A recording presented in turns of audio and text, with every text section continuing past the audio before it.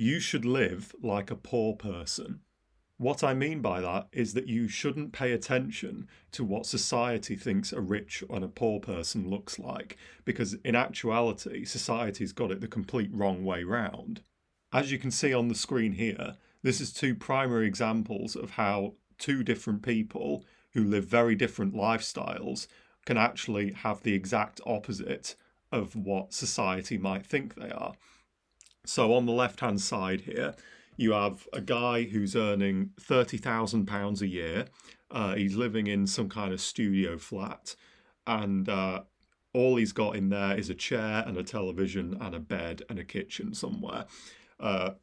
He pays £700 a month rent and bills for that place total, because it's nice and cheap.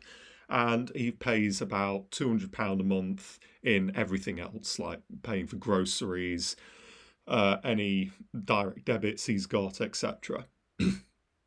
And so from that £30,000 a year that he's earning, he's able to invest £20,000 of that, which also just happens to be the ISA cap for ISA investments and accounts in the UK. So he's able to maximise his tax-free investment opportunities. And as a result of that, the person on the left gains £20,000 every single year. And that's excluding the expected returns from whatever investments this guy might have. If he's put some investments into some very safe investments, and he's got a healthy portfolio, a mixture of everything really, then he could be seeing 5 to 15% or even higher returns on those investments. And so actually he could be earning an extra 2 to 3k on top of that, maybe even more, depending on what he's invested in. And so it's quite ironic, actually, that society would look at the guy on the left and think, oh, he must be dirt poor, he must have no money, where in actuality, he's the most minted guy in town. There's nobody else around who's as rich as him. Meanwhile, the guy on the right with the mansion and the 4 cars, he is in serious trouble. He's only got an 80k a year income, which is far greater than what the guy on the left is earning. But because the guy on the right is a complete degenerate and a complete moron, he is spending £5,000 a month on rent and bills in a mansion. He is spending £5,000 a month on paying back loans for the 4 Lamborghinis he's got, and that's being very generous. He's spending £2,000 a month just on being a degenerate in general, like eating out all the time, getting drunk all the time, going to cocktail parties, all that crap. And as a result of that, the guy on the right is £70,000 in debt. He is in a complete debt hole. I mean, once you get to debt like that and your income is like that, that is a death spiral. That is a debt hole that you are never, ever going to climb out of. And so what's the moral of the story here? The moral of the story here really is that in life in general, you should be humble and you shouldn't be trying to be a massive degenerate, basically signalling to the rest of society how rich you are, because that's just flattering your ego and that's not going to get you anywhere.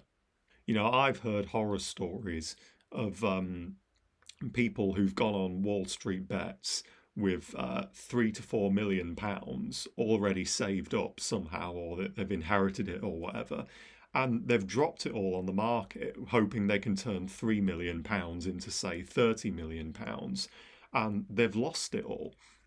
And what I'd have to ask those people is, what the actual fuck are you doing? If you have £2 million, you are set for life. And I really mean you are set for life. If we just think about £2 million for a moment, what can £2 million get you? So first of all, the house on the right-hand side in this image here, that house alone without those cars, that would probably be, let's say 1.2 million if we're edging on the cheaper side of things. Let's say that house is 1.2 million if you buy it in cash. Now, if you've got £2 million, you can buy that house as a cash buyer, so no mortgage. You can live in a mansion for the rest of your life, and you've still got, £900,000 left over, close to £1 million left over. And you can chuck that into bond accounts, into extremely safe investments, and you can literally earn the salary of the guy on the left, £30,000 a year, just from interest payments alone, which means you'll never ever have to work a day in your life and you will have all the money you could ever want. And you see, this is the thing. I think 2 million-ish pounds is the magic number. Anything more than £2 million in your net worth is surplus wealth. And with surplus wealth, you should really just think about chucking it away on philanthropy so that you can dodge some taxes, or you can think about storing it in gold as a good, very long-term hedge. You know, if you're having children, that might be a really good opportunity to stack away some gold bars for them so that they've got generational wealth that they can inherit from you. So, yeah, really, you should accept your lot in life.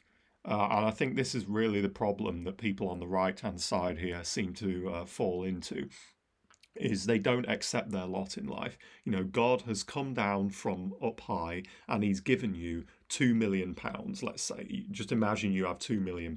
He's come from up high and he's given you £2 million. What kind of an arsehole must you be to take that £2 million and say, no, I want more than that. I want 10 million. I think there is very much a point in wealth where it stops being about having enough money and it starts being about greed and pride and ego. And I very much think that beyond £2 million in your net worth is when that starts to kick in.